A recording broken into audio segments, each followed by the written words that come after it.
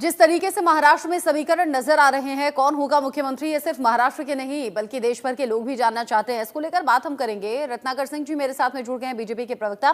साथ ही मेरे साथ गुलाब चंद दुबे जुड़ गए हैं, स्पोक्स पर्सन शिवसेना शिंदे गुट। आप दोनों का ही बहुत स्वागत। सबसे पहले रत्नाकर जी आप ही से पूछ लेती हूँ, क्योंकि सबसे बड़ी पार्टी बनकर आपकी पार्टी उठी है, कौन होगा मुख्यमंत्री? क्या देवेंद्र फडणवीस मुख्यमंत्री होने वाले हैं? आवाज मिल रही है आपको? जी देखिए, निश्चित तौर पे आने वाले कुछ समय में ही हम लोग इस बात को तय कर लेंगे कि कौन जो है महाराष्ट्र की क्या भावी जो है मुख्यमंत्री बनेगा। निश्चित रूप से देखिए, भारतीय जनता पार्टी में एक चीज मैं बता दूं आपको कि योग्यता और अनुभव का जो है भरपूर लोगों का उपयोग किया जाता है। एंकर हेलो जी जी जी, देखिए गुलाब चंद जी आप ऑन एयर हैं, आपकी आवाज आ रही है। हाँ रत्नाकर जी आप अपनी बात पूरी कर लें। भारतीय जनता पार्टी में योग्यता और अनुभव के अनुसार जो है वह हर व्यक्ति की भूमिका जो है सुनिश्चित किया जाता है। निश्चित रूप से देवेंद्र फडणवीस जी जो है वो 5 साल बतौर मुख्यमंत्री भी रह चुके हैं और महाराष्ट्र के विकास में उन्होंने अपना महत्वपूर्ण योगदान भी दिया है। तो अनुभव और कुशलता और योग्यता के आधार पर निश्चित रूप से देवेंद्र फडणवीस जी जो है हमारे पहले पसंद है। लेकिन भारतीय जनता पार्टी में एक प्रक्रिया होती है, उस प्रक्रिया के तहत ही जो है चुनाव होता है। निश्चित रूप से पर्यवेक्षक जो है वो महाराष्ट्र में आएंगे और जो विधायक चुने गए हैं उनसे उनकी राय लेकर के एक रिपोर्ट बनाएंगे और शीर्ष नेतृत्व इसका फैसला करेगा कि कौन जो है महाराष्ट्र का मुख्यमंत्री बनेगा। आपने बातें घुमाकर कह दी, लेकिन फिर भी क्लैरिटी के साथ कह दिया। आपने कह दिया देवेंद्र फडणवीस कितने काबिल हैं, कितने लायक हैं और कैसे जन समर्थन उनके साथ में है, लेकिन फिर आपने घुमा दी बात और आपने कह दिया जो शीर्ष नेतृत्व कहेगा और फैसला लिया जाएगा वही मान्य होगा। अब मैं गुलाब चंद जी से भी पूछ लेती हूँ। गुलाब चंद जी, हालांकि हर पार्टी यही चाहेगी कि उसका अपना नेता मुख्यमंत्री बने, लेकिन एकनाथ शिंदे को लेकर खबर क्या है? क्या वो राजी हैं अगर देवेंद्र फडणवीस को मुख्यमंत्री बनाया जाता है?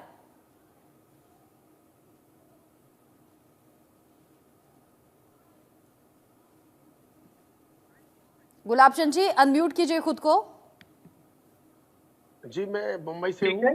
आवाज आप तक पहुंच रही है मैडम? जी जी आवाज आ रही है। जी जी जी मेरे से ये कह रहा था कि आपके मुख से एक शब्द निकला कि स्वाभाविक बात है कि किसी दल का नेता अगर किसी शीर्ष स्थान पर पहुंचता है तो उस दल के कार्यकर्ताओं को पदाधिकारियों को खुशी होती है। बिल्कुल मैं चाहूंगा, हम लोगों के कार्यकर्ताओं की इच्छा थी आदरणीय एकनाथ शिंदे साहब के चेहरे को लेकर के महाराष्ट्र में विधानसभा चुनाव संपन्न हुआ और लाडली की बहन योजनाओं को लेकर नहीं जाने कितनी ऐसी योजनाएं हैं जो लाभकारी साबित हुई, जिसके माध्यम से महाराष्ट्र का जनमानस या जनमत एक तरफा होकर के महायुति को वोट करके महायुति को एक बम्पर वोटों से जिताया। इसमें कोई संदेह नहीं है। बिल्कुल हम शिवसेना के सूबे में ऐसी बात है और उस बातों के साथ हम भी स्वयं हैं, हम नहीं करेंगे, हम उसके इनकार करते हैं। हम लोगों को ऐसी एक निवेदन हम कर रहे थे आदरणीय नरेंद्र मोदी साहब से, अमित शाह से या भारतीय जनता पार्टी के शीर्ष नेतृत्व के माध्यम से, हमारे भारतीय जनता पार्टी के जो हमारे बैठे हैं प्रवक्ता, उनके भी माध्यम से, आपके चैनल के माध्यम से, कि जिस तरह से हरियाणा और बिहार का पुनर्वृत्ति हुआ, संख्या बल को मद्देनजर रखते हुए वहां पे सीएम बनाया गया, उसी तरीके से एक बार महाराष्ट्र में 28-30 वर्षों का भारतीय जनता पार्टी और शिवसेना का मैत्रीपूर्ण संबंधों का निर्वाह करने के लिए बहुत बढ़िया मौका आया हुआ है महाराष्ट्र में।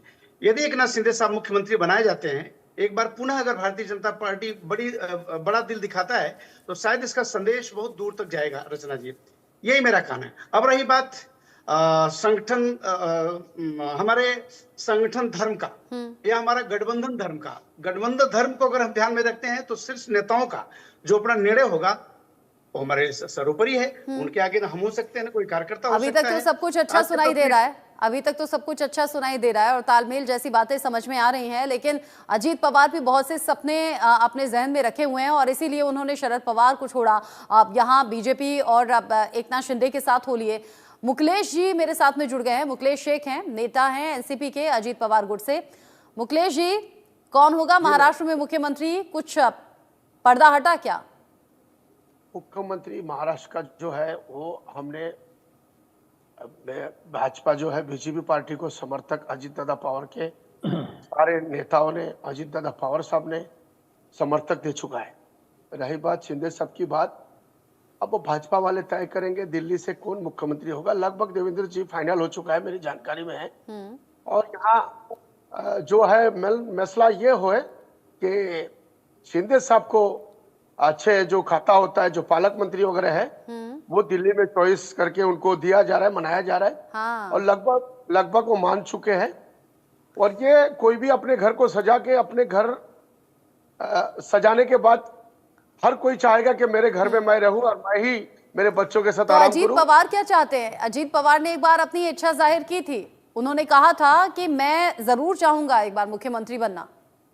देखिए मैम, हमारे पास 41 है। हाँ। और हम पवार साहब के पूरे लश्कर कार्यकर्ता जो मेहनत करे हैं, अजीत पवार को मुख्यमंत्री बनाने के लिए ही मेहनत की है।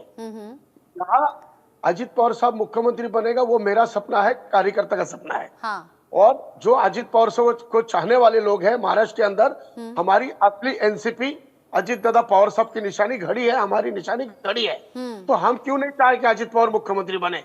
यहाँ मुख्यमंत्री की बात, आप हमारी जो एवरेज है और शिंदे साहब की जो सीट है उसके अंदर तालमेल जो है सब कुछ बराबर है। लेकिन अब कहीं ना कहीं बड़े भाई के रूप में नहीं है, बड़े भाई के रूप में है। भाजपा सबसे बड़ी पार्टी बनी है और देश में है भी। ये तो अच्छा है कि आप ये बात समझ रहे हैं। कई बार जब ये समझ की कमी होती है तो टकराव हो जाता है और टकराव में बने बनाए काम बिगड़ भी जाते हैं। यहाँ अच्छी बात है कि कम से कम यहाँ डिस्कशन में बैठकर, अब चाहे वो एकनाथ शिंदे गुट हो या फिर अजीत पवार गुट हो, दोनों के जरिए ही कहा गया कि हाँ, शीर्ष नेतृत्व के जरिए फैसला होगा। और ये आप मान भी रहे हैं कि बीजेपी सबसे बड़ी पार्टी है, यानी कि नंबर उनके पास सबसे ज्यादा है। लेकिन गुलाब चंद जी, खबर कुछ ऐसी भी है कि एकनाथ शिंदे के घर के बाहर कार्यकर्ताओं का इकट्ठा होना शुरू हो गया है और वो इकट्ठा होकर ये मांग कर रहे हैं कि मुख्यमंत्री हमारा ही होना चाहिए। और एकनाथ शिंदे को बाकायदा ये कहना पड़ गया कि आप लोग शांति बनाए रखिए, संयम बनाए रखिए और घर के बाहर इकट्ठा मत होइए। जी रचन जी, बिल्कुल बिल्कुल सही बात है। हम थाने से आते हैं, हम थाने में रहते हैं। सच ये है कि उनके लुईसवाड़ी उनके बंगले के सामने भी, और इतना तक नहीं, वर्षा में भी कल विशेष करके लाडली बहना जो लाभकारी बहना थी, वो सब वहां पे कल एक बड़े हुजूम, बड़े तादाद में वहां पे लोग गए थे। लेकिन शिंदे साहब को जैसे इस समाचार मिला कि ऐसे लोग जमा हो रहे हैं, एकत्र हो रहे हैं और ये ठीक नहीं है, उन्होंने तुरंत ट्विटर पे संदेश दिया कि यदि आप लोग मेरा वाकई में समर्थक हो, मेरा सम्मान करते हो, तो इस तरफ से किसी प्रकार का कोई बयानबाजी नहीं होना चाहिए जिससे हमारे गठबंधन धर्म के ऊपर कहीं कहीं सूर्य ग्रहण लगे। तो ऐसी स्थिति में आदरणीय एकनाथ शिंदे साहब एक संवेदनशील व्यक्ति हैं। मैं आज से नहीं जानता हूं, मैं उनको बहुत पहले जानता हूं, उनके साथ में राजनीति करने का मुझे मौका मिला है शुरू से लेकर के वर्तमान तक, मैं अच्छी तरह समझता हूं। लेकिन ये जरूर है, ये सच है, ये जो आपने कहा कि बिल्कुल एक बार महाराष्ट्र सुबह से बात बड़ी तेजी से निकली है, बात कार्यकर्ताओं से नहीं बल्कि अन्य साधारण जनमानस से बात निकली कि एक बार पुनः अगर ये हमारा गठबंधन धर्म अगर ये बड़ा दिल दिखाए कि एकनाथ शिंदे साहब को एक बार मुख्यमंत्री बनाए, तो एक बार बड़ा दिल दिखा दिया ना, अब दूसरी बार आपको दिखाना चाहिए। खबरें तो कुछ इस तरह की भी हैं और जो नंबर्स भी कहते हैं, देखिए इससे पहले एकनाथ शिंदे को